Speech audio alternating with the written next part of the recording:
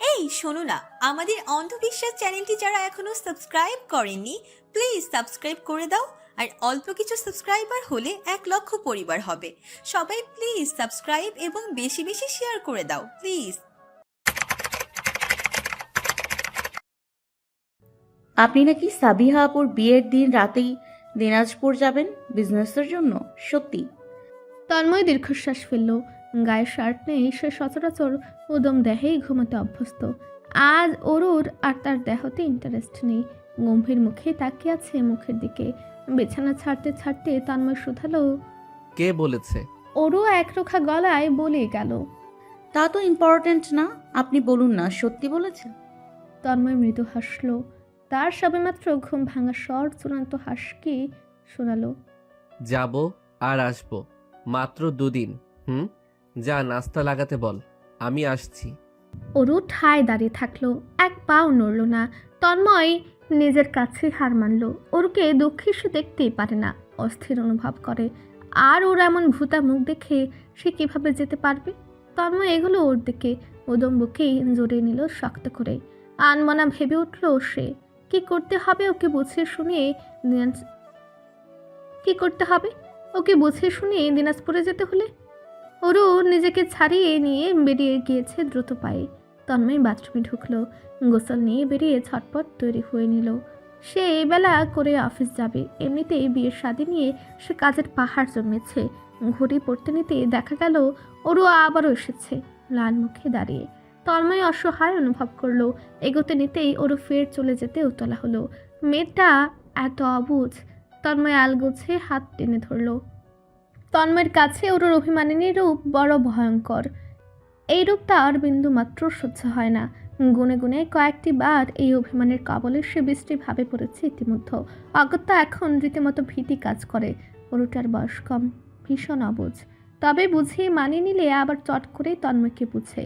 তাই যতভাবে সম্ভব যে কোনো কঠিন ব্যস্ত কর্মঠ পরিস্থিতি সরিয়ে ওকে নিজের কাছে ঠিক পাশে বসিয়ে পরিষ্কার করে মনের অব্যক্ত কথাগুলো বুঝিয়ে দেওয়াটাই উত্তম কাজ হবে। এবারও তন্ময় সেটাই করে। অরুর মসৃণ হাত টেনে ধরতেই সম্পূর্ণ অরুটা এসে মিশে যায় তার শক্তপোক্ত পুরুষোচিত বুকে। ওর চুলের ঘ্রাণ সুন্দর। কি শ্যাম্পু যেন ব্যবহার করে বলেছিল, ঠিকঠাক খেয়াল নেই। তবে তার নেশা ধরে যায়। নরম তুলতুলে কোমর জুড়ে ধরে তন্ময় ভারী তবে মিহি আওয়াজে বলে। জানিস, আমার গত সপ্তাহে একটা কাজের জন্য খুলনা যাওয়ার কথা ছিল। আমি যাইনি। কার জন্য? তোর জন্য। জানতাম তো এমন জেদ ধরে বসবি। আমার হয়ে পাঠিয়েছিলাম আমার ম্যানেজারকে। আমি পারতে তোকে ছাড়া এক পা সরতে চাই না। তুই বুঝিস না? আমিও তো যেতে চাচ্ছি না তোকে ছেড়ে, কিন্তু কাজ তো করতে হবে। মাত্র 2 দিন, যাবো আর আসবো। অপেক্ষা করবি তো আমার জন্য? করবি না? ওরও চোখ তুলে চাই। দু চোখের মণি জোড়া চকচক করছে। মনে হচ্ছে মণি দুটোতে তারা ভাসছে। তন্ময় সেই মণি তারায় চেয়ে রয় এক চিত্তে। ওরও বিড়বিড় করে। আপনার কাছে মাত্র লাগছে? দুদিনে কয় ঘন্টা হয় জানেন? 48 ঘন্টা, 48। তন্ময় হেসে ফেলে। ওরও আর চোখে সেই হাসির এক ঝলক দেখে। ফির মেহি সরে বিড়বিড়িয়ে উঠে আপন ভাবনায়। আপনি যখন অফিসে যান ওই সময়ে আমি কমসে কম 90 বার ঘড়ি দেখি, সময়ের আপডেট রাখি।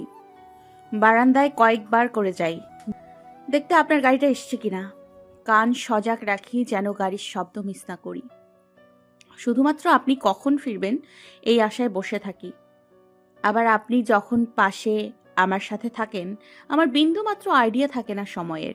ঘড়ির দিক তাকাই অবধি না। আপনি কি বোঝেন এসব? বোঝেন না। হৃদয়ের অনুভূতি যদি অকপটে ব্যক্ত করার কোনো কম্পিটিশন হতো তাদের দুজনের মধ্যে, তন্ময় বাজি করে বলতে পারে ওরই জিতবে। মেয়েটা এত সাবলীলভাবে সব বলে দেয় যে তন্ময় এতবার করে শুনেও অভ্যস্ত নয়। প্রত্যেকবারই তার অন্তর কেঁপে ওঠে, অনুভূতির সাগরে হুমড়ি খেয়ে পড়ে। তন্ময় মিনা বাক্যে ওকে আষ্টে পৃষ্ঠে জুড়ে নেয় নিজের মধ্যে। এক শক্তপোক্ত বন্ধনের মধ্যে ওরও অস্বস্তি অনুভব করে থাকলেও মুখে রা অবধি করেনি। ওর কি উপলব্ধি করতে পারছে তন্ময়ের হাই স্পিডের হার্টবিট? ড্রিম ড্রিম ড্রিম শব্দ তুলছে তো। তন্ময় শান্ত হয়, মাথা নুয়ে ঠোঁট নামিয়ে আনে ওর কানের খুব কাছটাই।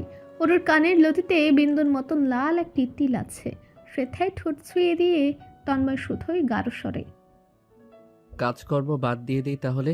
আমার জান যা বলবে তাই। সে যদি বলে কাজে যেতে হবে না, আমি শাহজাহান তন্ময় কথা দিচ্ছি যাব না, কোথাও যাব না। তন্ময় অনুভব করলো অরুর মূর্তি বনে যাওয়া বদনখানি কেমন ধরফর করছে ওর হৃদয়। সে সুস্পষ্ট উপলব্ধি করতে পারছে তন্ময় মিথ্যে বলেনি, কোনো প্রকার বাহানা দেয়নি।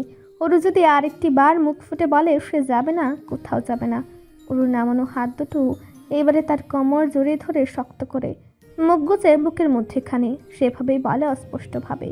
আপনি এটা আমায় সবসময় বলেন না। তন্ময় নিঃশব্দের হাসিটুকু চেপে বুঝেও না বোঝার মতো করে জিজ্ঞেস করে। কোনটা? অরু আরো ঘন করে মিশে যায় তন্ময়ের বুকে। ওই শব্দটা, এটা আপনার মুখে শোনা খুব রেয়ার। অরুর সিল্কে চুলে হাত বুলিয়ে দিয়ে তন্ময় ফের জানতে চায় কোন শব্দ? অরু চোখ মুখ ভালোভাবে চওড়া বুকে লুকিয়ে অবশেষে বলে, জান। তন্ময় হাসে, সেই হাসিতে কাঁপে তার বুক। বুকে মিশে থাকা অরু অনুভব করে সেই কম্পন। তন্ময় সময় নিয়ে হাসি মাখা কণ্ঠে প্রশ্ন করে, তোর ভালো লাগে? অরু চোখ মুখ বুঝে মাথা দুলালো ক্রমান্বয়ে। ভালো করে বোঝালো তার কোনো পর্যায়ে ভালো লাগে। তন্ময় ওর রক্তিম গাল দুটোই হাত রেখে মাথা উঁচিয়ে ধরে, চোখে চোখ রেখে বলে, সব সময় বললে কি আর ভালো লাগা থাকবে? কমন হয়ে যাবে না? এই যে মাঝে মধ্যে তুই এমন মুখ খুলিয়ে বসিস, তোকে মানানোর জন্য ওসব শব্দ তোলা আছে। যখনই অভিমান করবি এভাবে ডেকে গলিয়ে ফেলবো। অরু ফালফাল চোখে চেয়ে থাকলো কিছুক্ষণ, মুগ্ধ গলায় ফিসফিস করে বলল, আজ আপনি কত সুইটলি কথা বলছেন। তন্ময়ের হাসি হাসি মুখের হাসি আরো গাঢ় হলো। আমি সুইটলি কথা বলি না বুঝি? অরু ডান হাত তুলে আঙুলের পরিমাপ দেখে প্রত্যুত্তর করলো। বলেন, তবে খুব কম। তন্ময় আশ্চর্য হলো। আমি তো সবসময় তোর সাথে খুব ধীরে, খুব নাইসলি কথা বলি। এবার অরুর আশ্চর্যের পালা, চোখ বড় করে ফেললো সে। আপনি আর নাইসলি? আপনার মনে আছে আগের কথা?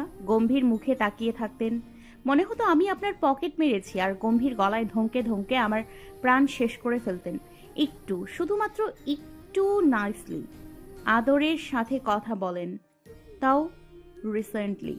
তন্ময় মুখ ভরে হেসে ফেলল। তখন বোন ছিলি তাই শাসনে রেখেছি, এখন তো বউ তাই আদরে রাখছি। অরু কিংকর্তবিমূঢ় হয়ে গেল, হা করে চেয়ে রইল খানিকটা সময়। তন্ময় আট পরে এক চুমু ওর স্নিগ্ধ কপালে বসিয়ে ফেলল। অরু দ্রুত চোখ বুঝলো, বিড়বিড় করে উঠল, যান, তবে 2 দিন কিন্তু। আর আমায় ঘন ঘন ভিডিও কল দিতে হবে, অডিও কলও দিতে হবে, গান শুনিয়ে পাঠাবেন। ফ্রি থাকলেই কল করবেন, মনে থাকবে? তন্ময় ও রাত বুঝানাকে মৃদু টুকা মেরে বলল, মনে না থেকে উপায় আছে? এখন গিয়ে নাস্তা লাগাতে বল, আমি বেরোবো। তন্ময় ঘরের উত্তর দিকে হাঁটা দিয়েছে, শেলফের দিকটায়। শার্ট হাতার বোতাম লাগাতে নিয়ে এসে শেলফে নজর বুলিয়ে নিচ্ছে। ওর পিছু পিছু যেতে নিয়ে বলে, জোহরের আজান দেবে, লাঞ্চ করে যান, দেরি তো হয়েই গিয়েছে তাই না? তন্ময় ফিরে তাকিয়ে হাসি চেপে চাপা স্বরে বলে, আচ্ছা, আমার বউ যা বলবে তাই। ওর উজ্জ্বল মুখটা ফের থমথম করে আশ্চর্যের সপ্তমে পড়ছে। ও বোধ হয় কখনো তন্ময়ের মিষ্টি কথাবার্তার সঙ্গে সহজ হতে পারবে না। সাধারণ কিছু বললেও কেমন লজ্জায় ছটফট করে, রক্তিম হয় গাল দুটো, তবে জলজল করছে চোখ জোড়া। মনে হচ্ছে মরে যাওয়া ফুল পানির স্পর্শে সতেজ হয়ে উঠেছে পুনরায়। ওরও দৌড়ে ঘর থেকে বেরিয়ে গেল। তন্ময় হাসলো আনমনা। এই আনমনা হাসারও একটা শিরোনাম আছে। কলেজ লাইফে রিয়ান এই শিরোনাম উদ্বোধন করেছিল। আনমনা হাসি হচ্ছে গুরুতর গভীর প্রেমে পড়া আধ পাগল প্রেমিকের কাজ, তাই এই আনমনা হাসির নাম কট খাওয়া রেখেছিল। তন্ময় ঘন ঘন আনমনা হাসে, তার মানে কি সে ঘন ঘন কট খাচ্ছে? রিয়ান এই হাসি তার মুখে দেখলেই হয়তোবা বলে ফেলতো, কট খাইছস, কঠিন কট খাইছস মামা। সাবিহার বিয়ের দিনটি ঘনিয়ে আসছে। শপিং বাজার সদাই করা যেন শেষ হয়েও হচ্ছে না। শেষ হচ্ছে না শাহজাহান বাড়ির কাজকর্ম। বিয়ের আগের দিন রাতেও তন্ময় বোনদের নিয়ে শপিং মলে পৌঁছেছে। বসুন্ধরা বন্ধ করে দেবে তখনও তারা শপিং করছিল। শপিং শেষ করে বেরিয়ে দেখে সব বন্ধ, রীতিমতো একটি মানুষ মাত্র নেই। মলের গার্ড দাঁড়িয়েছিল অবশ্য তাদের জন্য। গ্রাউন্ড ফ্লোরে তাদের গাড়ি ছিল, সেটিতে চড়ে চটপট বেরোতে হয়েছে। সে রাতে বাড়ির একটি মানুষ ঘুমাতে যায়নি, উরু ব্যতীত। ও তন্ময়ের রানে মাথা রেখে লিভিং রুমে ঘুমাচ্ছে। শপিং থেকে এসে বসেছিল সোফায়। কখন সোফাতে হেলান দিয়ে ঘুমিয়ে পড়েছে কে জানে। তন্ময় আলগোছে ওর হেলে দুলে পড়ে যেতে যাওয়া মাথাটা এনে রেখেছে নিজের পুরুষোচিত রানে। আনোয়ার সাহেব কমফোর্টার এনে মেলে দিয়েছেন মেয়ের শরীরে। রাত তখন 2:20। সামনে লুডো খেলছেন 3 বুজুর্গ শাহজাহান। তাদের সাথে তন্ময় আছে। খেলা শেষের পথে প্রায়। ক্লাইম্যাক্স চলছে। আনোয়ার সাহেব আর রুহি সাহেব জিতে বসে আছেন। তন্ময় আর মুস্তফা সাহেবের গোটি জেতার ঘরে। তন্ময়ের প্রয়োজন কানা আর মুস্তফা সাহেবের দুজনেই গভীরভাবে ছক্কা ফেলছে। এক সময়টাতে 6 চেয়েও ওঠেনি, এখন 6-এর বন্যা বইছে। এই নিতান্তই মস্করা বই কিছু নয়। তাদের দুজনের এই লড়াইয়ের দর্শক নেহাতি কম নয়। চতুর্দিকে সবাই হুমড়ি খেয়ে দাঁড়িয়ে আছে। এখানে উপস্থিত আছেন গিন্নিরাও। জবেদা বেগম ছেলের খেলা দেখছেন তো স্বামীর। তন্ময় খুব গুরুগম্ভীর এবং জেতার জন্য অস্থির হাবভাব নিয়ে খেললেও সে জেতার জন্য মোটেও অস্থির না, বরঞ্চ বলা যেতেই পারে সে হেরে যেতে অস্থির। সে কৌশলে ছক্কা ফেলছে, কোনোভাবেই কানা সে তুলবে না। চাইলে জিততে তো পারত প্রথমেই, কিন্তু তন্ময় তা চাচ্ছে না। তার বাবা চাচারা জিতুক, উল্লাসে মেতে উঠুক, এইটাই সে চাচ্ছে।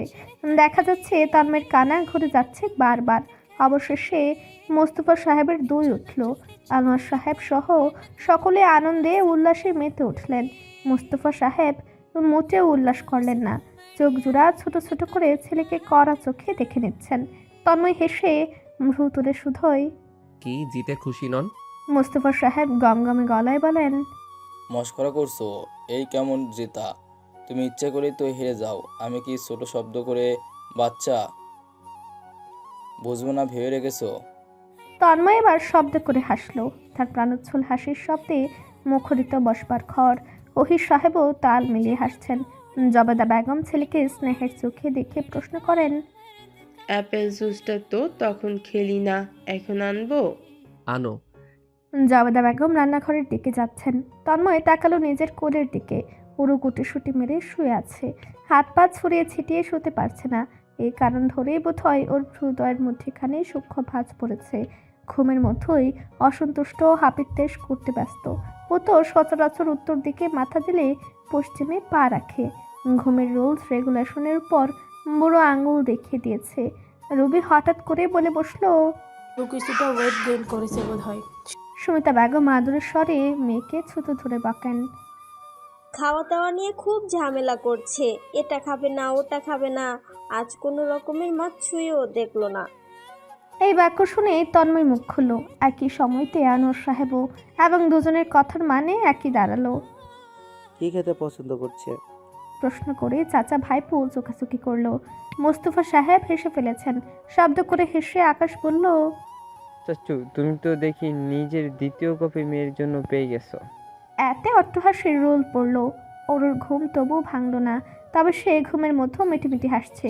অস্পষ্ট স্বরে কি যেন বলছে। তন্ময় ঠিক শুনতে পেল না, তবে সুন্দর কোনো স্বপ্ন দেখছে। কমিউনিটি সেন্টার জুড়ে অতিথিদের আনাগোনা। বধূরূপে স্টেজে বসে আছে সাবিহা। পাশে আয়ন কাজে বিয়ে পড়ে উঠেছেন মাত্রই। তন্ময় তাকে নিয়ে বসেছে খাবার টেবিলে। খেয়ে দিয়ে যাবে। খাওয়া দাওয়ার পর্বও শুরু হয়েছে পরপরই। মোস্তফা সাহেব আর আনোয়ার সাহেব এদিক ওদিক ছুটছেন, খাওয়া দাওয়ার অবস্থা পর্যবেক্ষণ করছেন, ওয়েটারদের বিশ্লেষণ দিচ্ছেন এদিক যাবার তো ওদিক। তন্ময় খেয়াল করলো সাবিহা এখনো কাঁদছে। অয়ন অস্থির হয়ে ঝুঁকে কিছু একটা ফিসফিস করে বলে চলেছে।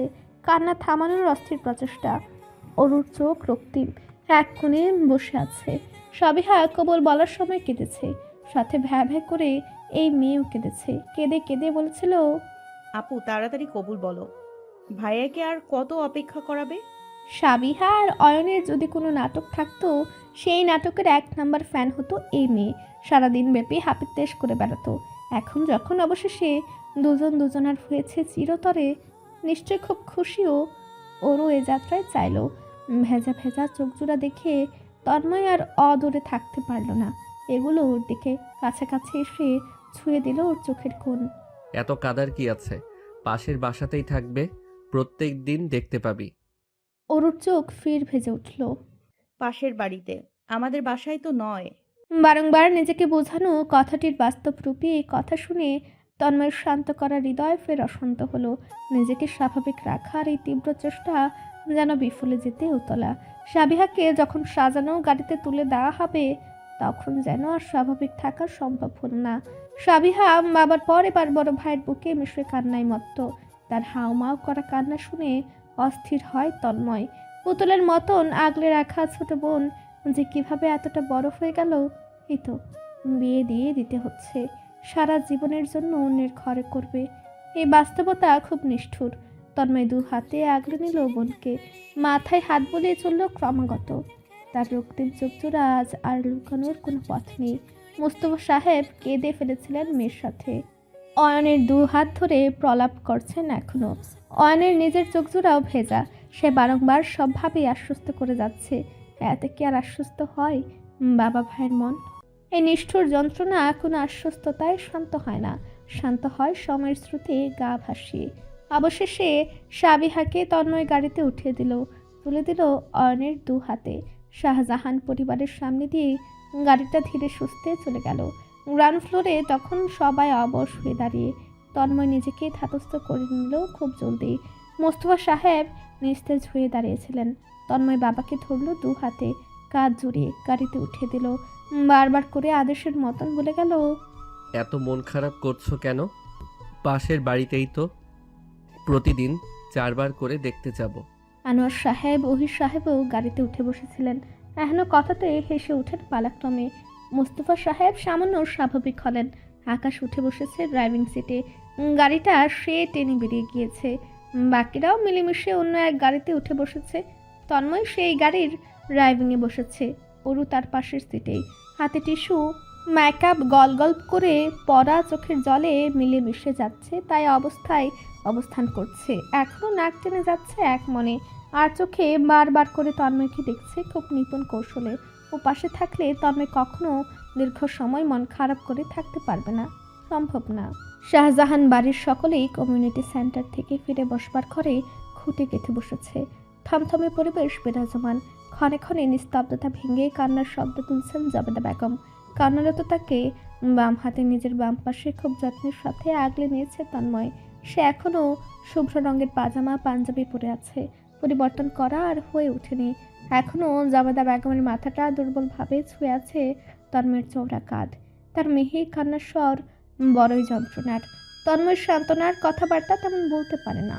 অগত্যা মায়ের মাথা বুলিয়ে চলেছে, যেমনভাবেই মা তার মাথার চুলে হাত ধরে হাত বুলিয়ে দেন। মোস্তফা সাহেবের চোখের ভেতরটা এখনও রক্তিম, তবে তিনি আগের চেয়ে অনেকটাই নিজেকে সামলে নিয়েছেন। পিঠ এলিয়ে দিয়েছেন সোফায়, এক চিত্তে চেয়ে আছেন শূন্যে।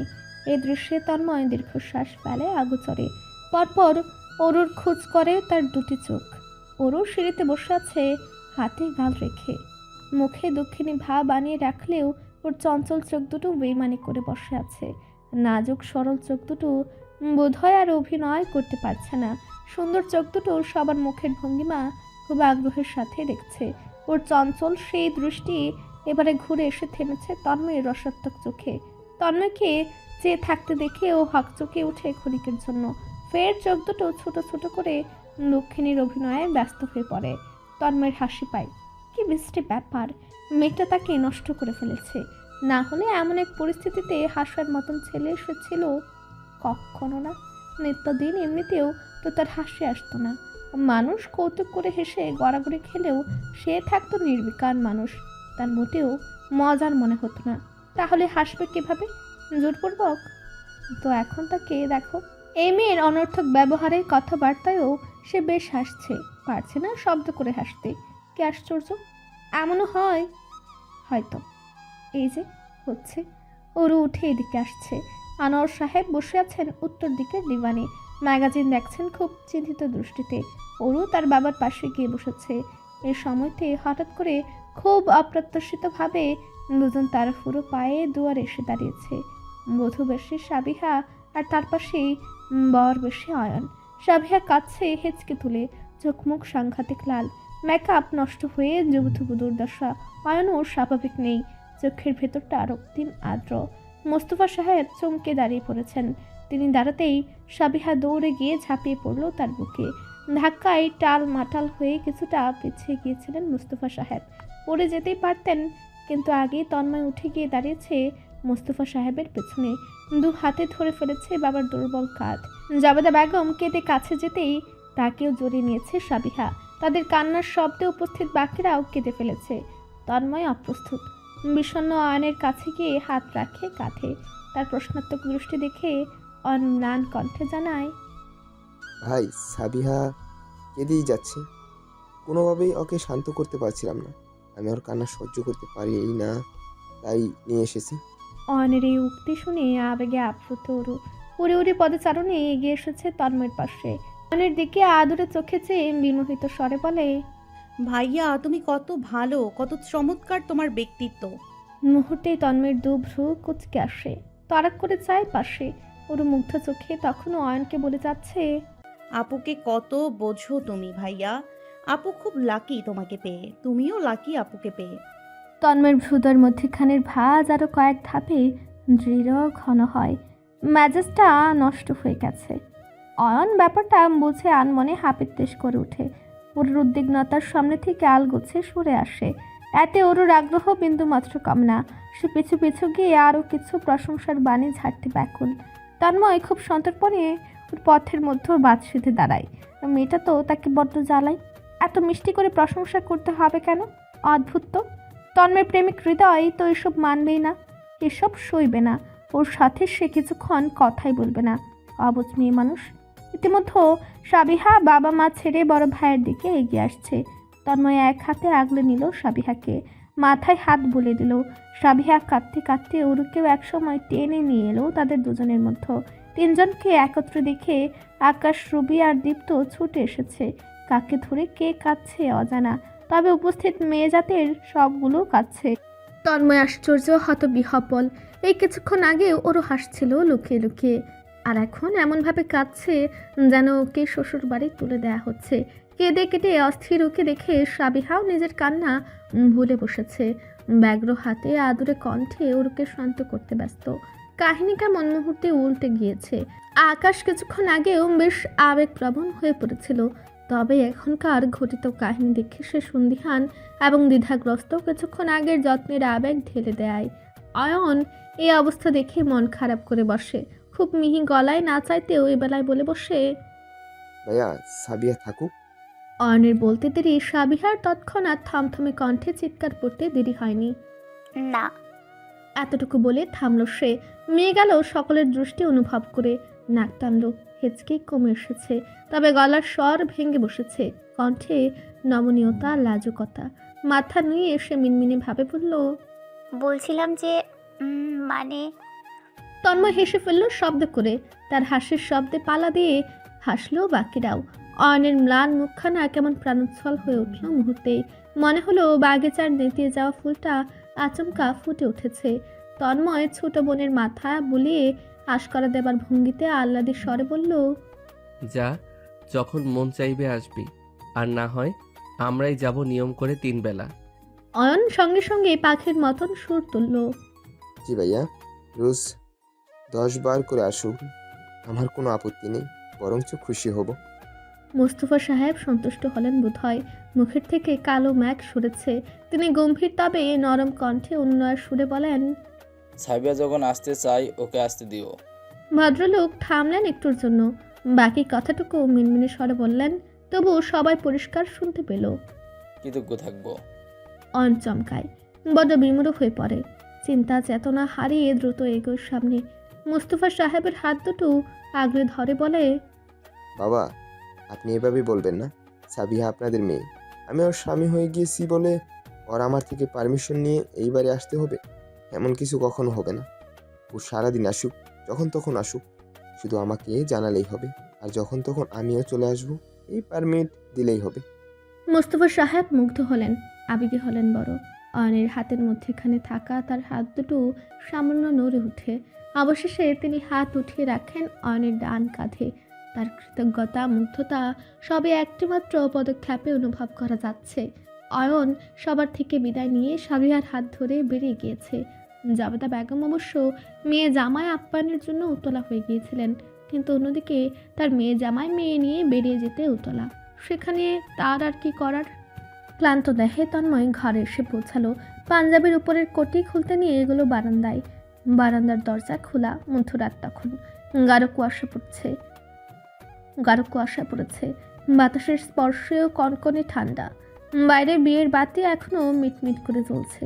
শীতল বাতাসে ঘর ঠান্ডা হয়ে আছে। বারান্দার দরজা জানালা বন্ধ করে পর্দা টেনে দিল সে। রুমের ভেতরে হিটার চলছে আপাতত, তারপরও উষ্ণতা বিরাজমান। এবারে শীত যেন একটু বেশি। তন্ময় ওয়াশরুমে গেল। ফ্রেশ হয়ে বেরিয়ে দেখলো ওর পা জোড়া দুলিয়ে বসেছে। দৃষ্টি তার দিকটাতেই। এক দৃষ্টিতে ওয়াশরুমের দিকে চেয়েছিল মনে হয়। সাজসজ্জা এখনো তোলেনি। বিয়েতে পরে যাওয়া পোশাক, অঙ্গ প্রত্যঙ্গে, মুখ ভার। বোঝার বাকি নেই যে মহারানী ভিক্টোরিয়ার মন খারাপ। ওর মন খারাপের কারণ দুটো হতে পারে। প্রথমটি হচ্ছে তন্ময় ঘুরে বেরিয়ে পড়বে খুলনার উদ্দেশ্যে। দ্বিতীয়টি হতে পারে সাবিহার বিয়ে হয়ে গিয়েছে। সে আর তাদের সাথে একই ছাদের তলাতে থাকতে পারবে না। তন্ময় তোয়ালেতে মুখ মুছতে নিয়ে এগুলো টেবিলের দিকে। সফরের ব্যাগটা গুছিয়ে নিতে হবে। কিছু ডকুমেন্টস, ল্যাপটপ সহ কার্যকরী জিনিসপত্র এখনই সামনে রাখা প্রয়োজন। কর্মে ব্যস্ত সে ঠিকই আড়ালে ওরুকে লক্ষ্য করছে। এখনও এসে তার পাশ ঘেঁষেনি কেন মেয়েটা? তন্ময় কিছুক্ষণ অপেক্ষা করেও ওর অস্তিত্ব পাশে অনুভব করলো না। অগত্যা কাজ রেখে পিছু ফিরল। ওরও অভিমানী চোখে চেয়ে আছে। এ যাত্রায় বিষণ্ণ কণ্ঠে জানতে চাইল, আমার সাথে কথা বলছেন না কেন? যাক, এতটুকু বুঝতে পেরেছে গাধিটা। এভাবে তো ওর মাথায় মস্তক বলতে কিছুই রয় না। তাই তন্ময় আশা ছেড়ে দিয়েছে এক প্রকার। যেহেতু জিজ্ঞাসাবাদ করছে, একটু বাজে দেখাই যায়। অগত্যা আগের মতন ফের কাজে ব্যস্ত হলো। সেভাবে গমগমে তবে নির্বিকার গলায় বলল, কি কথা বলবো? কথাটুকু বলে কান পেতেই ছিল ওর প্রত্যুত্তর শোনার জন্য। তবে আকাঙ্ক্ষিত প্রত্যুত্তরটি এলো না। তন্ময় মিনিট খানেক অপেক্ষা করলো। না কোনো শব্দ, অনুভূতি, উপস্থিতি কিছুই পাচ্ছে না। অবশেষে না পেরে ফিরে তাকালো। ওর দু চোখ বেয়ে যেন ঝর্ণাধারার জল নামছে ঝরঝর করে। মিষ্টি নাকটার পাটা দুটো ফুলে ফেঁপে উঠছে। অঝোর ধারায় কান্না করাটা শুধু বাকি। তন্ময় মুহূর্তে ব্যাকুল হয়ে যায়। হাতের ডকুমেন্টসকে ফেলে দ্রুত কদমে এগোয় ওর দিকে। ওরও কান্নারত অবস্থায় শুধায়, অয়ন ভাইয়াকে তখন প্রশংসা করেছিলাম বলে কি আপনি আমার সাথে কথা বলছেন না? তন্ময় আশ্চর্য হয়। ধরতে পেরেছে তাহলে? তার মানে এতটাও বলদি নয়, একটু বুঝ আছে। তন্ময় শান্তি অনুভব করে। ব্যাকুলতা দমে ফেলে চটপট। ডান ভ্রু তুলে গম্ভীর মুখে জিজ্ঞাসুক স্বরে বলে, তেমনটা হলে কি করবি? আর না হলেই বা কি করবি? ওরও নাক টানে। আশ্চর্যজনকভাবে ওর ঝর্ণার মতন চোখের জল আর পড়ছে না। মিনিটের মধ্যেই কেঁদে কেটে আবার নিজেই থেমে গিয়েছে। ওর অভিনয় নিয়ে কাজ করা দরকার। খুব ট্যালেন্টেড এই চ্যাপ্টারে। এবারে কিঞ্চিত সংশয় নিয়ে বলে, যদি তেমনটি হয় তাহলে আমি বেশি করে অয়ন ভাইয়ের প্রশংসা করব। তন্ময়ের কিংকর্ত বিমূঢ়তার সীমা রইল না। অবাক হয়ে শুধালো, হোয়াট? ওরও এবেলায় মিটিমিটি হাসলো। হাসিটুকু বুঝিয়ে দিচ্ছে ও যে ইচ্ছে করে এমনভাবে গদগদ স্বরে প্রশংসা করছিল। এখনো গদগদ স্বরে বলল, আপনি জেলাস হবেন আর আমাকে অনেক ভালোবাসবেন। তন্ময় মূর্তি বনে গেল। সরু চোখে অনিমেষ চেয়ে রইল। ওরও আর চোখে চেয়ে সে দৃষ্টি দেখে নিয়ে গেল। বেশি করে ফেললো নাকি? দুরু দুরু কম্পিত বুকে ঝটপট পেছালো কয়েক কদম। কিছু একটা বলতেই মুখ খুলল, তবে কথা বলার সুযোগ পেল না। তন্ময় ঝড়ের গতিতে সামনে এসে দাঁড়ালো। ঠোঁটে চুমু খেলো শক্ত করে। পরে মুহূর্তে ওকে পাজা করে কোলে তুলে ফেললো। এমনভাবে তুললো যে ওর ভয়ে সেটে গেল। ওকে সেভাবে নিয়ে তন্ময় দরজা লাগালো ব্যস্ত হাতে। তাকালো ঘড়ির দিকটায় 3:20। তার বেরোতে হবে 6টায়। বিছানার দিকে এগোতে নিয়ে নির্বিকার কণ্ঠে বলে, অনেক ভালোবাসবো, ডেসপারেটলি। তন্ময় নিগড় চোখে চেয়ে রহস্যময়ী কণ্ঠে ফের আওড়ালো, 3 ঘন্টা সময় আছে। Would it be enough for you? ওরও হতবিহ্বল। সে এসব ভালোবাসার কথা তো বলেনি। তো তন্ময় সেক্ষেত্রে খুব বিনয়ী। তুই চাইলে সময় আরেকটু বাড়ানো যেতেই পারে। সূর্য ওঠেনি আজ। আবহাওয়া অধিদপ্তর জানাচ্ছে সূর্য উঠবে না। 40% বৃষ্টি হওয়ার সম্ভাবনাও নাকি আছে। বাইরেটা এখনো অন্ধকার হয়ে আছে কুয়াশায়। কেমন সন্ধ্যা সন্ধ্যা আবহাওয়া। ঠান্ডাও পড়েছে বৃষ্টি রকমের। ওরও গভীর ঘুমে আচ্ছন্ন থাকার কথায় কিছুক্ষণ আগেই ঘুমিয়েছে। ঘুমাতে চায়নি, শক্ত করে দু চোখ মিলিয়ে চেয়েছিল। বারবার করে বলেছে যাওয়ার সময় ওকে ডেকে উঠাতে, কিন্তু তন্ময় চাচ্ছে না ও উঠুক। তার বিদায়ের পথ দেখে কাঁদুক। মাত্র 2 দিনের সফর, অথচ মেয়েটা এমন করছে যেন তন্ময় চিরজীবনের জন্য চলে যাচ্ছে। সে ইতিমধ্যে তৈরি হয়ে দাঁড়িয়ে আছে বিছানার সামনে। ঘুমন্ত অরুকে দেখছে, ঝুঁকে কপালে চুমু খেলো, এরপর ঠোঁটেও। গাঢ় চোখে স্নিগ্ধ ক্লান্ত মুখটা দেখলো অনেকক্ষণ। ফিসফিস করলো আনমনা। তোর আমাকে বর বেশে দেখার খুব শখ। আমি পূর্ণ করব। আমরা বিয়ে করব তুই যেভাবে চাস। ছোট একটা নোট ওর বিছানার পাশে রাখলো তন্ময়। কম্পিউটার থেকে বেরোনো মসৃণ হাতটা কম্পিউটারের ভেতরে ঢুকে দিল। শেষবার দেখে বেরিয়ে গেল সে। ভুলেও ফিরে তাকালো না। ফিরে তাকালেই বিপদ, বড় বিপদ। হয়তোবা যেতেই পারবে না সে। ওরকে ফেলে যাওয়াটা যে তার পক্ষেও অসহনীয়। পাকাপোক্ত হাতে ড্রাইভিং করতে থাকা ম্যানেজার সুমন চোখা চোখে খুব নিপুণ দৃষ্টিতে দেখছে তন্ময়ের সুদর্শন তবে গম্ভীর মুখ। অপরিচিত কেউ হয়তোবা এই গম্ভীর মুখ দেখে কোনো অনুভূতির হদিশ করতে পারবে না, কিন্তু সুমন ঠিকই করতে পেরেছে। দীর্ঘ সময় ধরে পাশাপাশি কাজ করে সে একটু হলেও অল্পভাষী তন্ময়কে পড়তে পারার ক্ষমতা অর্জন করেছে। অনুমান করতে পারছে তন্ময়ের গম্ভীর মুখের আড়ালে অন্যমনস্ক অস্থির সত্তা। অবচেতন ভঙ্গিতে সে ফোন স্ক্রিনে ক্ষণে ক্ষণে দৃষ্টি ফেলে। বাকিটা সময় শান্ত হাতে উড়ুতে রাখা অ্যাপল ল্যাপটপের কিবোর্ড চাপে থেমে থেমে। বাইরের কোলাহল হতে আজাদ গাড়ির ভেতরটা খুব নীরব। পিনপত নীরবতা ভেঙে শুধুই কিবোর্ডের সূক্ষ্ম ধ্বনি কর্ণধার ছুঁয়ে যায় কিছুক্ষণ পর পর। বাইরের আকাশ মেঘলা, বৃষ্টি হবে হবে ভাব, তবে হবার সম্ভাবনা কম। ঘড়ির কাঁটা তখন সকাল 10টা 9তে।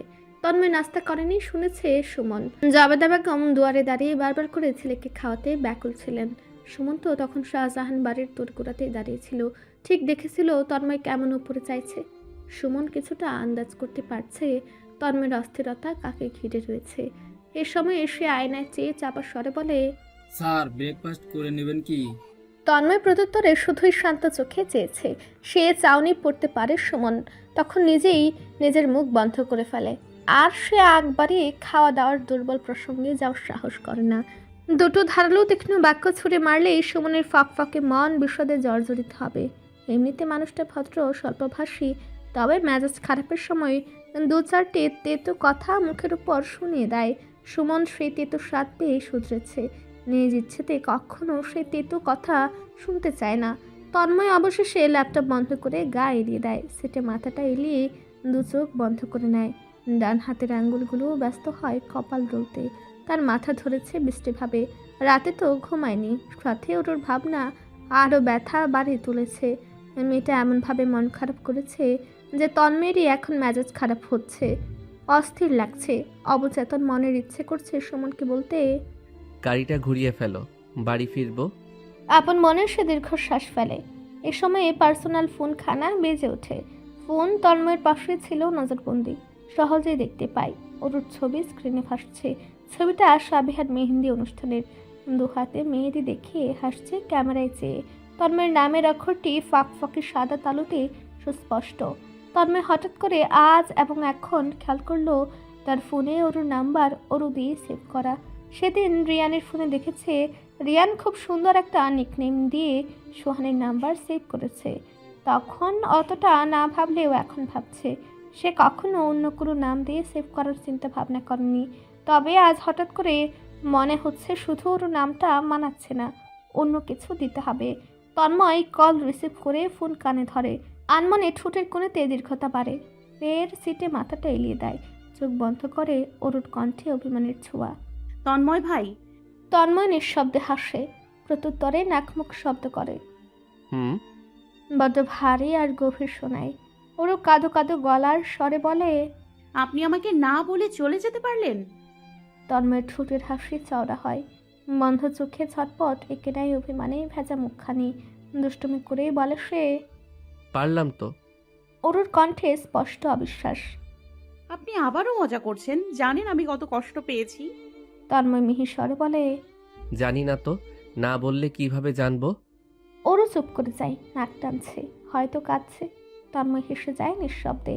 এবেলায় নীরবতা চিরে বলে, চিরকুট রেখে এসেছিলাম, পেয়েছিস? ওরও আকস্মিক চেঁচিয়ে ওঠে। কি? কোথায়?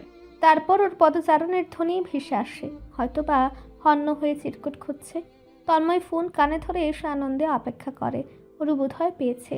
মিনমিন করে বলে, এত মিষ্টি করে বললেই বা কি? আপনি তো আমাকে মুখে মুখে বলে যাননি। তন্ময় ঠোঁটে ঠোঁট টিপে হাসি রুখে শুধায়। মুখে মুখে? পরপর কণ্ঠ খাদে নামিয়ে চাপা গলায় বলে। মুখে মুখ লাগিয়েই বলতে হবে, তাহলে ফিরে আসি। ওরও ভ্যাবাচাকা খেয়ে বসে। তড়িৎ প্রত্যুত্তরে বলে। মুখে মুখে বলতে সামনাসামনি, সরাসরি। তন্ময় এবারে ভারী স্বরে হেসে ফেলে, আওয়াজ তুলে বলে।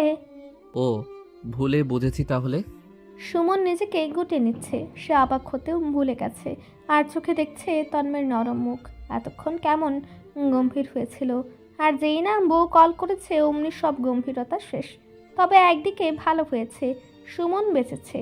তার ইচ্ছে করছে গিয়ে অরুর পা জোড়া জড়িয়ে ধরে বলতে। ম্যাডাম, বেশি বেশি কল করুন, এভাবে এই লোককে হাতিয়ে রাখুন, না হয় আমাদের মতো নিরীহ মানুষকে ভুগতে হয়। অরু গলা কেশে পরিষ্কার করে প্রশ্ন করে। খেয়েছেন? তন্ময় মিথ্যে বলতে পারে না, বলে। হুম। আশ্চর্য, কটা বাজে? এক্ষুনি কোথাও গাড়ি থামিয়ে ব্রেকফাস্ট করে নিন, এক্ষুনি। তন্ময় ভ্রু নাচিয়ে আদরে ভঙ্গিতে শুধায়। হুকুম করছিস? অরু টেনে বলে। করছি। খাবেন কিনা বলুন। তন্ময় হার মেনে নেয়। খাবো। আমাকে ছবি তুলে পাঠাবেন কি খাচ্ছেন, আধা ঘন্টার মধ্যেই। চোখ মুখ বাম দিয়ে রেখে তন্ময় হেসে ফেলে। দেখো কাণ্ড, তাকে ধমকানো হচ্ছে, আশকারা পেয়ে মাথায় চড়ে নাচছে। এই সময়ে রবির ডাক পড়ে অরুর জন্য, হয়তো বা অরুর দুয়ারে এসে দাঁড়িয়েছে। শোন, তাড়াতাড়ি রেডি হবি বলে দিয়েছেন দুলা ভাই, 3টায় বেরোবো আমরা। তন্ময়ের হাসিটুকু মুছে যায় মুহূর্তেই। ভ্রুদের মধ্যেখানে ভাঁজ পড়ে ডজনখানেক। প্রশ্ন করে। কোথায় যাবি? আর দুলাভাইটা কে? অরু গদগদ গলায় বলে। কে আবার? অয়ন ভাইয়া। আমরা আজ বিকেলে রেস্টুরেন্টে যাব, ভাইয়া ট্রিট দেবেন। তন্ময় বিরক্ত হয়, মেজাজ খারাপ হয়। সে নেই আর এই মেয়ে ঘুরতে বেরোবে সেজে গুজে, তা তার পছন্দ হচ্ছে না। প্রত্যুত্তর না পেয়ে ওরু মিষ্টি ভঙ্গিতে সাবধান স্বরে ডাকে। তন্ময় ভাই, আমি যাই ওদের সাথে। অরুর এইটুকু কথাতেই তন্ময়ের মন শান্ত হয়, মেজাজ নরম হয়ে আসে। আচ্ছা, বড় আপুদের পাশেই থাকবি, এদিক ওদিক একা যাবি না। যাবার সময় কল করবি। এখন রাখছি। কল কেটে তন্ময় স্ক্রিনে চাই। অরুর নামটা এডিট করতে বসে। কি দেবে ভেবে পায় না। অনেকটা সময় ভাবে, ইতস্তত করে। একসময় মাত্র 4টা ইংরেজি অক্ষর বসিয়ে সেভ করে ফেলে। স্ক্রিনে ভাসছে যান। দিনাজপুর পৌঁছাতে পৌঁছাতে দুপুর 2টো। হোটেলের পার্কিং লটে সে থেমেছে তাদের গাড়ি। অদূরে স্যুট কোট পরে দাঁড়িয়ে আছে 4জন লোক। তাদের মধ্যে জন বিশিষ্ট ব্যবসায়ী রতন হাওলাদার, তন্ময়ের পার্টনার। মিটিং তার সাথে। ভদ্রলোকের হাতে গোলাপ ফুলের বুকে। তন্ময় বেরিয়ে আসতে রতন সাহেব এগিয়ে আসেন। বিনয়ের সহিত হাত বাড়িয়ে বলেন। Mister Shahjahan, nice to meet you.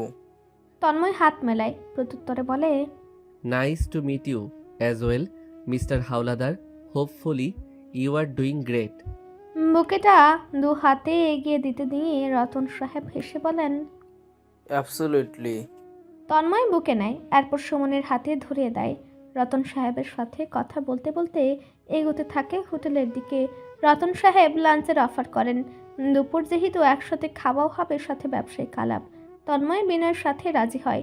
দুজন এগোয় লবিতে। এর মধ্যে 2বার ফোন বাজে তন্ময়ের। ধরতে পারে না তন্ময়, সাইলেন্ট করে রাখে। লাঞ্চ সেরে আজকের জন্য বিদায় নিয়ে উঠতে উঠতে বেলা 3টা। হোটেল চেকিং করে ঘরে ঢুকতেও সময় লাগে। ক্লান্ত ভঙ্গিতে বিছানায় বসে সে ফোন হাতে নেয়। ওরও কল করেছিল, video call. Tanmoy call back করে। কল রিসিভ হয় সময় নিয়ে। ওরও সেজেছে, কী সব মেখে একদম পুতুলের মতো হয়ে আছে। অবশ্য এমনিতেই পুতুল দেখতে, সাজগুজি করায় দ্বিগুণ রূপ লাগে। কোথায় ছিলেন? তন্ময় ক্লান্ত শরীরে শুয়ে পড়ে, বাম হাতে মাথা রেখে। ডান হাতে ফোন ধরে রেখেছে মুখের সামনে। ওরকে ভালোভাবে দেখে বলে। ব্যস্ত ছিলাম, তুই কি পড়েছিস? ওরও কি পড়েছে তা দেখাবে বলে ফোন রেখেছে ড্রেসিং টেবিলের উপর। ও একটু দূরে গিয়ে দাঁড়িয়েছে। শাড়ি পরেছে, জর্জেটের সফেদ শাড়ি। তন্ময়ের চূড়ান্ত বেহায়া নজর সোজা গিয়ে থামে অরুর প্যাটে। অরু ঘুরে ফিরিয়ে দেখাচ্ছে বলেই হয়তো বা পুরো ফর্সা প্যাট সে দেখতে পেয়েছে। লাল তিলগুলো উঁকি দিচ্ছে। তন্ময় অসহায় ভঙ্গিতে ঢুক গিলে। অরু ক্যামেরার কাছে আসতেই প্যাটের দৃশ্য আরও স্পষ্ট হয়। তন্ময় সেদিকে চেয়ে নির্বিকার কণ্ঠে বলে। তুই কি আমায় শাস্তি দিচ্ছিস বলে আসিনি বলে? ওরও আশ্চর্য হয়, দ্রুত ফোন হাতে নেয়। সরল মুখখানা দেখে বলে। আমি কখন? কি কি বলেন? তন্ময় লম্বা শ্বাস নেয়। এখনই এটা পরিবর্তন কর।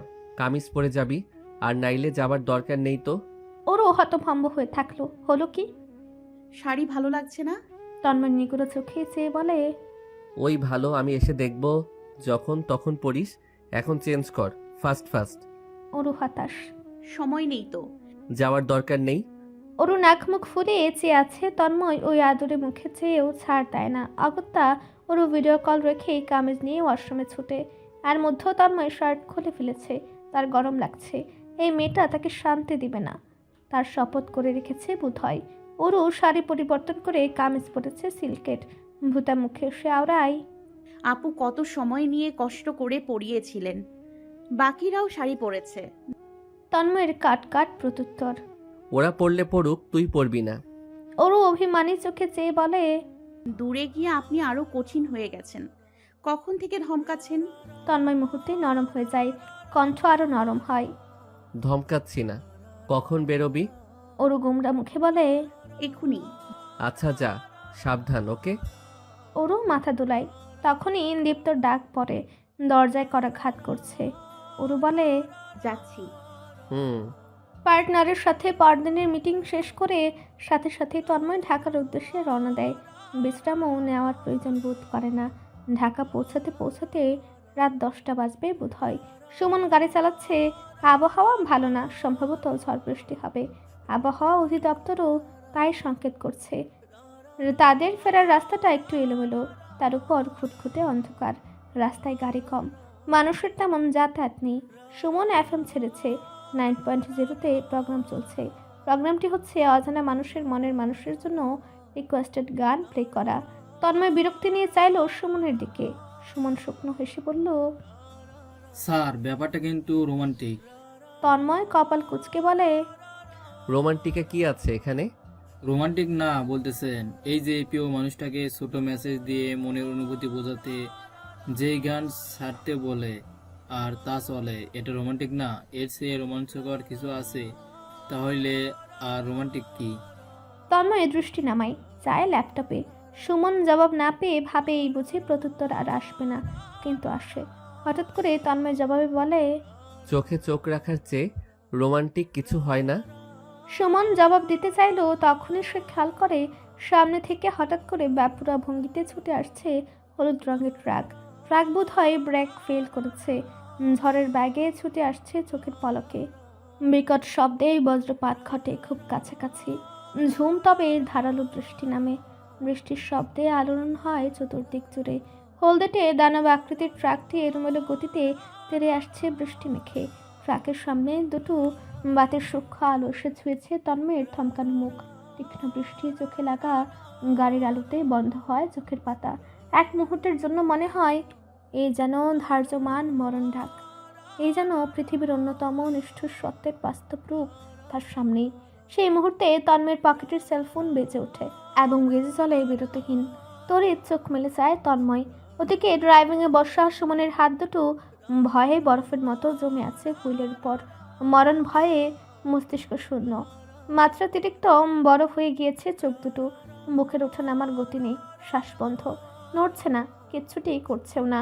তন্ময় চোখের পলকে তেড়ে মেরে কাছে আসা ট্রাকটির চেয়েও দ্বিগুণ গতিতে সুমনকে শক্ত হাতে ঠেলে সরে হুইল ধরে দুহাতে গাড়ি নিজের আয়ত্তে এনে বিশ্রী ধরনের এক বাঁকা মুড়ে নেয়। আগে পাছে কিচ্ছু দেখার প্রয়োজন বোধ করে না, শুধুই যেন এই ট্রাকটিকে এড়ানোই তার একটি মাত্র লক্ষ্য। তৎক্ষণাৎ এক ভয়াবহ বিকট শব্দে জমিন সহ কেঁপে ওঠে চতুর্দিক। সেই শব্দে যেন বৃষ্টি থামে, উড়ে যায় আশ্রিত পাখিরা। সেই উৎকৃষ্ট শব্দের পরপর সব নীরব শান্ত। মিনিটের মাথাতেই নীরবতা চিরে দাও দাও করে জ্বলে উঠে আগুনের ফুলকি। সেই ভয়াবহ আগুনের উপর নামছে ঝুম বৃষ্টি। কালো ধোঁয়ায় আচ্ছন্ন চারপাশ। আশেপাশে সামনে পেছনে নেই একটি গাড়ি, নেই কোনো বাড়ি, নেই লোকজন। বিধাতার দোয়াতে যেন বৃষ্টির গতি বাড়ে। সেই ধারালো বৃষ্টির স্পর্শে দাও দাও করে জ্বলে উঠতে পারছে না আগুন। ধীরে ধীরে বাধ্য হচ্ছে নিভতে, শান্ত হতে। কালো ধোঁয়ার মাত্রা তখন অতিরিক্তভাবে ছড়িয়ে পড়েছে। নিভে গিয়েছে আগুন পুরোপুরি। উল্টে পড়ে থাকা গাড়ির ভেতর থেকে সড়ক পথের জমিন ছুঁয়ে দেয় রক্তাক্ত দুর্বল একটি হাত। জানালার কাঁচ ভেঙে ঘুরিয়েছে চতুর্দিক। বৃষ্টির স্পর্শে রক্ত ধুয়ে জমিন লাল করে ফেলে। বেয়ে যায় রক্তাক্ত বৃষ্টি। সে হাতটার অনামিকা আঙ্গুলে একটি নির্ভেজাল ডিজাইনবিহীন একটি আংটি। খুব কাছ থেকে পর্যবেক্ষণ করলেই দেখা যাবে আংটির গায়ে লেখা ছোট্ট অ অক্ষরটি। তন্ময়ের ফর্সা হাতটা কেঁপে ওঠে, চেষ্টা করে হাতটা নাড়াবার, কিন্তু পারে না। ব্যথার ভার যে খুব অতিরঞ্জিত।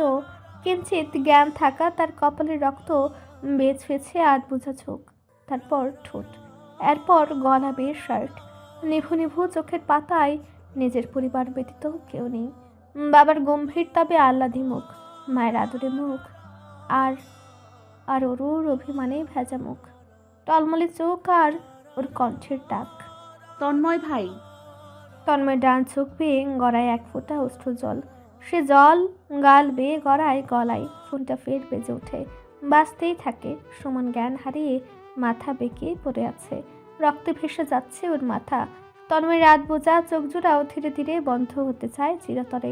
সে চেষ্টা করেও পারে না চোখ দুটো মেলে রাখতে। হেই হেই, স্টপ দ্য কার, স্টপ। মালকিনের কথা মতো ড্রাইভার গাড়ি থামায়। সে আদরের দৃশ্য দেখে ভয়ে ভয়ে বলে, ম্যাম অ্যাক্সিডেন্ট মনে হচ্ছে, যাব? রোশনারা আশ্চর্য হয়। যাব মানে? দৌড় দাও। ড্রাইভার দ্রুত বেরোয়। বৃষ্টিতে ভিজে ছুটে সামনের ট্রাকটির সামনে। ট্রাকে কেউ নেই, হয়তোবা ভেগেছে। ইতিমধ্যে রোশনারা নিজেও গাড়ি থেকে বেরিয়েছে। মুহূর্তেই ভিজে জবে হয় শরীর। উঁচু হিলে বড় কদমের শব্দ তুলে এগোয় সামনে। ড্রাইভার চেঁচায়, ম্যাম মানুষ আছে ভেতরে, গুঙ্গানির শব্দ শুনলাম, জীবিত আছে। রোশনারা অশান্ত কণ্ঠে আদেশ ছুড়ে, তাড়াতাড়ি ট্রেনে বের করো। ভেতরে কজন? ড্রাইভার ইতিমধ্যে বসে পড়েছে সড়ক পথে ঠিক গাড়ির সামনে। জানালাটা খোলার চেষ্টা করছে, কিন্তু হচ্ছে না। গাড়িটা সোজা করা গুরুত্বপূর্ণ, অথচ কোথাও একটি কেউ নেই, নেই কোনো গাড়ি অবধি। রোশনারা তার হাসপাতালে কল দিয়েছে, খুব দ্রুত অ্যাম্বুলেন্স পাঠাতে বলেছে। ড্রাইভার অসহায় গলায় বলে, ম্যাম গাড়িটা সোজা করতে হবে। রোশনারা শরীরের আঁচল কোমরে বেঁধে নিজেও জমিনে বসে। ফোনের বাতি জ্বালায়। গাড়ির ভেতরে তাক করতে দেখতে পায় তন্ময়কে, যার দু চোখ কাঁপে সেই আলোর স্পর্শে। রোশনারা উচ্চ স্বরে ডাকে, মিস্টার, হ্যালো, শুনতে পাচ্ছেন? বলতে বলতে সে তন্ময়ের হাতের নল অনুভব করে, খুব স্বাভাবিক গতিতে চলছে। রোশনারা ফের ডাকে, এবার ঝুঁকে হাতও বাড়িয়ে গা ছুঁয়ে ঝাঁকি মারে। অদূর হতে গাড়ি আসার শব্দ কর্ণধার ছুতেই ড্রাইভার লাফিয়ে ওঠে, দ্রুত চিৎকার করে, ইমার্জেন্সি সাহায্য লাগবে, হেল্প করুন। ড্রাইভারের হয়তোবা ডাকতে হতো না, কারণ গাড়িটি কাছাকাছি পৌঁছতেই তিনজন প্রাপ্তবয়স্ক পুরুষ তড়িঘড়ি করে বেরিয়ে এদিকেই ছুটে আসছে। ড্রাইভার দ্রুত গলায় বলে, স্যার দুজন ভেতরে বেঁচে আছে, গাড়িটি সোজা না করলে বের করা সম্ভব হচ্ছে না। তিনজনই ড্রাইভারের সাথে হাত লাগায় গাড়িটি সোজা করার জন্য। 4 বারের সময় সোজা হয়। ড্রাইভার ভাঙা জানালা দিয়ে হাত ঢুকে গাড়ির জানালা পুরোপুরি খুলে দেয়। বের করে আনে তন্ময়ের মৃদু সজাগ দেহখানা। রোশনারা বলে চটজলদি গলায়, উনি স্বাভাবিক আছেন, ওনাকে এখানেই গাড়ির সাথে লাগিয়ে বসো, অন্যজনকে দেখো। ড্রাইভার তন্ময়কে গাড়িতে পিঠ ছুঁয়ে সড়ক পথে বসায়। তন্ময়ের পকেটের ফোন ফের বেজে ওঠে, এবং বেজেই যায়। আগন্তুক পুরুষদের একজন নিজের গাড়ি থেকে পানির বোতলে নিয়ে এগিয়ে দেয় রোশনারার দিকে। রোশনারা পানির বোতল নিয়ে তন্ময়কে অনেকটা খাইয়ে দেয়। বাজতে থাকা ফোন বন্ধ হয়ে ফের বাজে। রোশনারা বিড়বিড় করে, আপনার পরিবারকে জানানো দরকার। বলে সে হাত বাড়ায় তন্ময়ের পকেটে, ফোনটা বের করতে চায়। তখনই তার হাতটা তন্ময়ের দুর্বল রক্তাক্ত কাটা হাত শক্ত করে ধরে ফেলে। মৃদু চোখে চাইতেই চেয়ে অস্পষ্ট গলায় আদেশের মতো করে বলে, ডোন্ট। সেই কণ্ঠে রোশনারা চমকে ওঠে। তন্ময় বড় করে শ্বাস নিচ্ছে। পুরুষালী বুকের ওঠানামার গতি অস্বাভাবিক দ্রুত। ক্লান্ত মাথাটা সে গাড়িতে ঠেলে স্পর্শ করায়। তার রুক্ষ হাতের মুঠোয় থাকা হাতটা ছেড়ে দিয়ে ফের দমবন্ধ হয়ে আসা দাম্ভিক গলায় আওড়ায়। আগন্তুকদের 3 জন পুরুষদের একজন বসে তন্ময়ের কাছে, আলতো হাতে কাজ ছুঁয়ে বলে, হে ব্রাদার, ফোন না ধরলে আপনার বাসায় কল করব কিভাবে? তন্ময় তখনও দুর্বল অজ্ঞান প্রায়। কোনো রকমের জবাবে বলে, তারা পাগল হয়ে যাবে, হয়তোবা আমার থেকেও খারাপ অবস্থা হবে তাদের। Don't call them please. Roshanara driver সুমনকে বের করেছে গাড়ি থেকে। অজ্ঞান তবে বেঁচে আছে। প্রথমে অনেক খারাপ অবস্থা মনে হলেও অতটা খারাপ নয়। ভয়ে জ্ঞান হারিয়েছে। অতিরিক্ত রক্ত মূলত ডান কানের লতি কেটে বেরোচ্ছে। কপালে খানিক কেটেছে, বাদ বাকি সব ঠিক আছে। রোশনারা দেখে নিয়েছে সুমনকেও।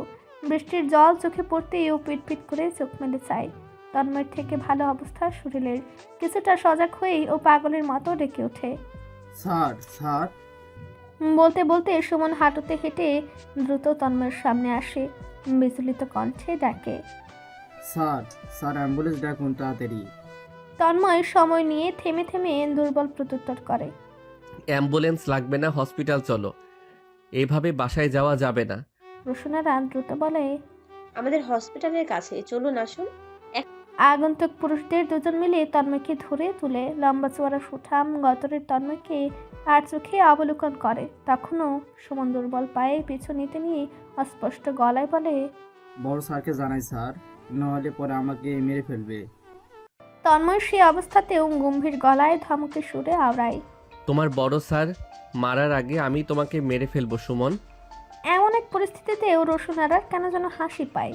সে ঠুটে ঠুট টিপে হাসি দমায় আর চোখে চায় তন্ময়ের ক্লান্ত মুখে। পরপর নজরে আসে ডান হাতের অনামিকা আঙ্গুলের আংটির উপর।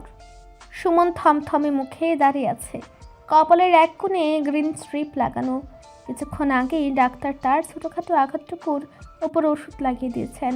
আপাতত বেশ সুস্থ স্বাভাবিক। সে নিজের একটুখানি প্রাণ নিয়ে সংশয়ে আছে। এই অবলা প্রাণটুকু বুঝি সে বাঁচিয়ে রাখতে পারবে না, সম্ভবই না। চোখের দৃষ্টির সামনে হসপিটালের সিঙ্গেল করিডোর বেডের হেডবোর্ডে পিটিলিয়ে তন্ময় চোখ বুজে আছে। কপালের আঘাত গাঢ় হওয়াতে পুরো কপাল জুড়ে নিখুঁত ব্যান্ডেজ করতে হয়েছে। ঘাড়ে ছোটোখাটো আঘাতের দরুন ওষুধ মেখে গ্রিন স্ট্রিপ লাগিয়েছে। বাম হাতের দুটো আঙুলের ডগায়ও মলম পট্টি করা হয়েছে। উপর থেকে সুমনের কিচ্ছুটি হয়নি, সামান্য কপালে চোট পেয়েছে। শাহজাহান মোস্তফা যখন এহেন বিস্তৃত ফারাক দেখবেন, তাকে তখনই মেরে ফেলবেন নিশ্চিত। তার আদরের পুত্রর নাজেহাল অবস্থা, আর ড্রাইভার সে একদম অক্ষত। এই কি মানবেন? মানবেন না। সুমন ভয় পাচ্ছে ওই ভদ্রলোককে। ছেলের বেলায় উনি কোন ধরনের উদ্গ্রীব তার জানা আছে। পূর্বের ইতিহাস পরিষ্কার মনে আছে এখনও। রোশনারা এই প্রাইভেট হাসপাতালের একজন ডাক্তার, তার বাবা এই হাসপাতালের ডিরেক্টর। তাই বলা যায় এই হাসপাতাল তার দ্বিতীয় বাড়ি। ইতিমধ্যে একজন নার্স এসে সুমনের কপালে পট্টি লাগিয়ে দিলেও তন্ময়ের মলম পট্টি রোশনারা নিজ হাতে করেছে স্বেচ্ছায়। মলম পট্টি করে চলে গিয়েছিল কিছুক্ষণের জন্য। এবারে এসে দাঁড়ায় বেডের কাছাকাছি, নরম স্বরে জানতে চাই, এখন কেমন বোধ করছেন মিস্টার শাহজাহান? তন্ময় চোখ মেলে চাই। চোখ দুটো রক্তিম তার, মুখ ক্লান্ত, হৃদয়ের মধ্যেখানে কয়েকটি ভাঁজ পড়ে আছে। শার্টের রক্তের দাগ ভেসেছে। শরীর জুড়ে নীল ব্যথা আর আনাগোনা। ক্ষতগুলোর ব্যথাও বেশ অসহনীয়। ওর উপর আবার বাঁচতে থাকা ফোন চার্জের অভাবে শাট ডাউন হয়ে বসে আছে। তবুও সে প্রত্যুত্তরে বিনয়ের সঙ্গেই বলে, much better, thank you doctor. রোশনহারার চোখ দুটো হাসে, ঠোঁটে সে ভিড়ে মৃদু হাসি। তরিত বলে, এটা আমার দায়িত্ব ছিল। সুমন আর চোখেই দেখছিল সুন্দরী ডাক্তারের ভেজালযুক্ত হাসিটুকু। উজ্জ্বল চোখ দুটো সে লাজুক হাসির অর্থ তার আর বুঝতে বাকি রয় না। এমন অহরহ লাজুক হাসি তার স্যার না দেখলেও সে দেখে অভ্যস্ত বলা যায়। এবেলায় সুমন ঠোঁট বাঁকায় আগোচরে। দুষ্ট বুদ্ধি মাথায় চড়তেই হঠাৎ করে কাঁদো কাঁদো তবে খুব বেদনায় জর্জরিত হৃদয়ে মুখ খুলে। স্যার খুব টেনশন হচ্ছে, বিশেষ করে ওর মামুনি না, মানে আপনার ওয়াইফ তো আপনাকে এমন দেখলে রীতিমতো কেঁদে কেটে অস্থির হয়ে যাবে। বলতে বলতে সুমন বাঁকা চোখে একটিবার চেয়ে নেয় রোশনারার মুখের দিকে। উজ্জ্বল মুখখানা কেমন চুপসে গেছে, তবু সুন্দরী মানুষ বলেই দেখতে ভালো লাগছে। মিষ্টি হাসিটুকু আর ঠোঁটে নেই, তবে বেশ স্বাভাবিক আছে। সুমন মনে মনে পৈশাচিক আনন্দ নেয়। তন্ময়ের ধারে কাছে মেয়ে মানুষ ঘেঁষতে চাইলে এই তার ম্যারিড স্ট্যাটাস নিয়ে এমনভাবে মজা নেওয়াটা এত আনন্দদায়ক। হাহা, সুমনের তো দারুণ লাগে। অন্যদিকে তন্ময় মাথা তুলে চায় না, তবে তাকে দীর্ঘশ্বাস ফেলতে দেখা যায়। চিন্তার ভাঁজ কপালে গাঢ় হয়। কেমন অদ্ভুত দুটি ছুঁয়ে দেয় চোখ মুখ। বন্ধ ফোন হাতে নিয়ে সে নিজেও নরম কণ্ঠে ফিসফিস করে, এভাবেই তো ছিচকাদুনি স্বভাব, এবার বাড়িঘর মাথায় তুলে ফেলবে। প্রাসাদের বাইরে যেমন পাহারাদার হিসেবে সৈন্য রাখে, তেমনভাবেই সুমন কান দুটো দাঁড় করে রেখেছিল প্রত্যুত্তর শোনার জন্য। মৃদু হলেও সে স্পষ্ট শুনে। গদ গদ স্বরে তৎক্ষণাৎ বলতে বলতে আর চোখে রোশনারার মুখের দিকে চাই। মামুনিরে কত আদর যত্নে রাখেন, একটু তো ছিচকাদুনে হবেই। আপনার জন্যই তো সে এমন, বড্ড বেশি ভালোবাসে তো। তন্ময় জবাবে নিশ্চুপ রয় ঠিকই, তবে তাকে দেখলেই বোঝা ফেলা যাচ্ছে তার চোখ মুখে এক অদ্ভুত আদরে দীপ্তি ছুঁয়ে দিয়েছে। কিছুটা প্রফুল্ল হয়েই সে ব্যাট থেকে নামতে চায়। তাকে ব্যাট থেকে নামতে দেখে দ্রুত কাছে আসে সুমন। তন্ময় হাত উঠে ধরতে নিষেধাজ্ঞা দেয়। দুর্বল শরীরে সে একাই দাঁড়ায়। সুধাই উবার এসেছে? সুমন দ্রুত মাথা দুলিয়ে বলে। জি স্যার, চলে এসেছি আমি। রোশনারা চুপ করেছিল অনেকক্ষণ। এবার একটু অসহায় গলায় তন্ময়কে শুধায়। আপনি কি এনিহাও এই অবস্থাতেই ফিরতে চাচ্ছেন? তন্ময় স্বাভাবিকভাবেই মাথা দুলায়, প্রত্যুত্তর করতে না চেয়েও ভদ্রতার খাতিরে করে। জি, অ্যাগেইন থ্যাংক ইউ ডক্টর। বলতে বলতে পকেট থেকে মানিব্যাগ বের করে একটি কার্ড রোশনারার দিকে এগিয়ে ধরে, ফের বলে। This is my personal card, যদি প্রয়োজন হয় feel free to call me. আমি সাহায্য করার চেষ্টা করব। আসি। তন্ময় কিছুটা ধীরে হাঁটছে, পা দুটো টনটন করছে ব্যথায়। সুমন ইতিমধ্যে হসপিটাল বিল পরিশোধ করে দিয়েছে। যাবার সময় রোশনারার দিকে চেয়ে মিষ্টি হেসে বলে। আপনাদের সাহায্য কোনোদিন ভুলবো না, ধন্যবাদ দিয়ে ছোট করবো না। আসি ডাক্তার আপা। হাসপাতালের পার্কিং এরিয়াতেই এসে থেমেছে সাদা কালো বিশালের প্রাইভেট গাড়িটি। এটাই বুক করেছে সুমন। দ্রুত গাড়ির দরজা খুলে দেয় তন্ময়ের জন্য। তন্ময় উঠে বসতেই নিজে গিয়ে বসে ড্রাইভারের পাশে। তন্ময় তখন ক্লান্ত দেহ সিটে এলিয়ে দেয়, প্রশ্ন করে। গাড়ির কি ব্যবস্থা করলে? আর ওই ট্রাক ড্রাইভারের কি অবস্থা? সুমন একমুখ কুচকে ফেলে, বকাঝকা করে উঠে মুহূর্তেই। ধান্দাবাজের বাচ্চা পালিয়েছে স্যার, আমি লোক লাগিয়ে দিয়েছি, ওকে 2 দিন জেলে ভাত না খাইয়ে ছাড়বো না। তন্ময় জবাবে নিশ্চুপ, মাথাটা এলিয়ে চোখ বুজে আছে।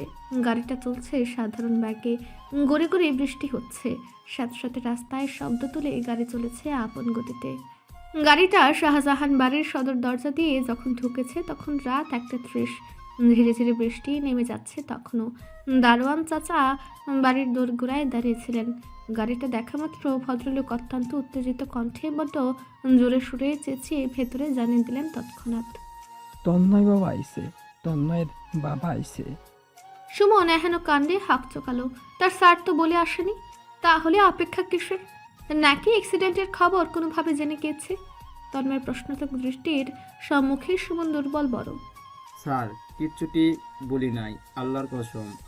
তন্ময় স্পষ্ট দেখলো দুয়ারে এসে দাঁড়িয়েছে তার 3 বাপ চাচার দলবল। চাচাদের মুখের অবস্থা অবর্ণনীয় হলেও তার বাবা শাহজাহান মোস্তফার মুখের অবস্থা খুব করুণ অবস্থা। সেটুকু বুঝে নিল তন্ময়কে খুব সম্ভবত গেলে খেয়ে ফেলতে চাইছেন, কিন্তু কেন? আর তার এমন দুর্দশা তন্ময় ব্যতীত কেউ করতে পারদর্শী নয়। কিন্তু তন্ময় তো কিচ্ছুটি করেনি, তার তো মনে পড়ছে না তেমন কিছু। এই মুহূর্তে বাপ চাচাদের পিছনে এসে দাঁড়িয়েছে বাড়ির প্রত্যেকটি সদস্য, এমন কিছু তো দীপ্ত, বাকি রয় শুধু অরু। তন্ময় ওর ছায়া পর্যন্ত দেখছে না, এতে সে চিন্তিত হয় কিছুটা। অনেকগুলো কল করা হয়েছে তাকে, অরুর কিছু হলো না তো? বিহ্বলিত চোখে বাড়ির এক একজনকে দেখতে দেখতে বেরোতে নেয় সে। ইতিমধ্যে কপালে পট্টি করা সুমন বেরিয়েছে, তন্ময়ের জন্য খুলে দিয়েছে দরজা। তন্ময় বেরোতেই যেন নীরবতা কিছুক্ষণের জন্য গাঢ় হয়। পরপর আকাশ জমিন কাঁপিয়ে চিৎকার করে ওঠেন জবেদা বেগম। তার সেই চিৎকারের শব্দে বোধ হয় বাকিদেরও মস্তিষ্ক নড়বড়ে হয়। মুস্তফা সাহেবের রাগিত মুখের পরিবর্তন ঘটে দৃশ্যমান রূপে। জবেদা বৃষ্টির ধার না ধীরে ছুটে গেলেন ছেলের দিকে। কোনোভাবেই কম্পমান হাতে ধরেন ছেলের হাত। তার পূর্বের ছলছল চোখ দিয়ে এবার ঝর্ণা ধারায় নামে জল। তন্ময় ডান হাতে খুব চটজলদি মায়ের কাজ জুড়ে ভেতরে নিতে উতলা হয়। তখনও ঝিরে ঝিরে বৃষ্টি বাইরে বহমান। তন্ময় পাশাপাশি ভদ্র মহিলা মৃদু ভিজেছেন বটে। সুমন ওবারের ভাড়া মিটিয়ে পিছু পিছু এগোচ্ছে। কয়েকবার আর চোখে দেখে নিয়েছে মোস্তফা সাহেবের অবিশ্বাস্য চোখের দৃষ্টি। ছেলের দিকে কেমন কাতর চোখে চেয়ে আছেন। ভদ্রলোক যেন পারছে না কেঁদে কেটে ছেলেকে জড়িয়ে ধরতে। ইতিমধ্যে কম বেশ সকলে কেঁদে কেটে একাকার। তন্ময়কে বসানো হয়েছে সোফায়। মোস্তফা সাহেব ছেলের সামনে দাঁড়িয়েছেন। বাবার এমন ভেজা চোখ দেখে তন্ময়ও নিজেও অসহায় হয়ে পড়ে হাত বাড়িয়ে ধরে মোস্তফা সাহেবের হাতটা, বলে থেমে থেমে, আমি ঠিক আছি বাবা, শান্ত হও। মোস্তফা সাহেবের কণ্ঠস্বর কেঁপে কেঁপে ওঠে কেমন। কে কোথায় ঠিক কিভাবে কি হলো বলতে নিয়ে তিনি ছেলের রক্তে মাখা মুখখানি ভালো করে দেখেন। কেমন চিকচিক করে তার চোখ দুটো। তন্ময় বাবার ডান হাতটা আলতুভাবে ধরে টেনে বসে দেয় পাশে। প্রত্যুত্তরে সে শুধু বাবার ছলছল চোখ জোড়া দেখে।